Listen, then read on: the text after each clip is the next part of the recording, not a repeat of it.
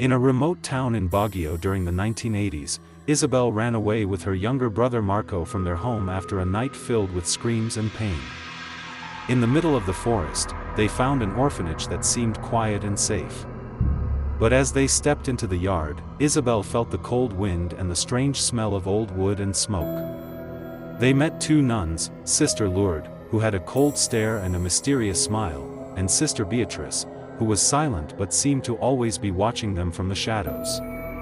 One rainy night, while the children were sleeping, Marco heard faint whispers coming from under the floor. He tried to wake Isabel, but it felt like a cold hand was holding his arm, a hand with no substance. The next day, strange events began to happen in the orphanage. Isabel saw pictures of missing children hanging on the walls, all with the same sad and fearful expressions. One night, a voice called from the basement, "Isabel, help us."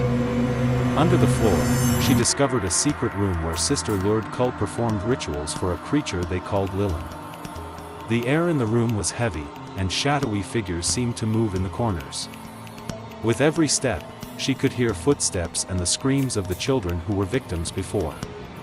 Marco, despite his fear, tried to follow her, but their paths split in the darkness, and both were lost to the shadow of Lilim.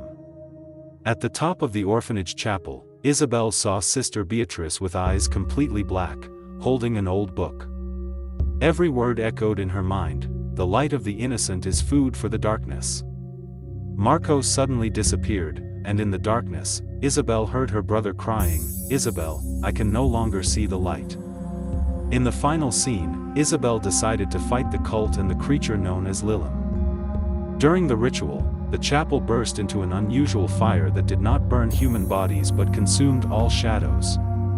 She found Marco in a room, trembling but alive, and together they escaped the orphanage. But just before they got away, Isabel felt a cold hand on her shoulder and heard a whisper, "It's not over.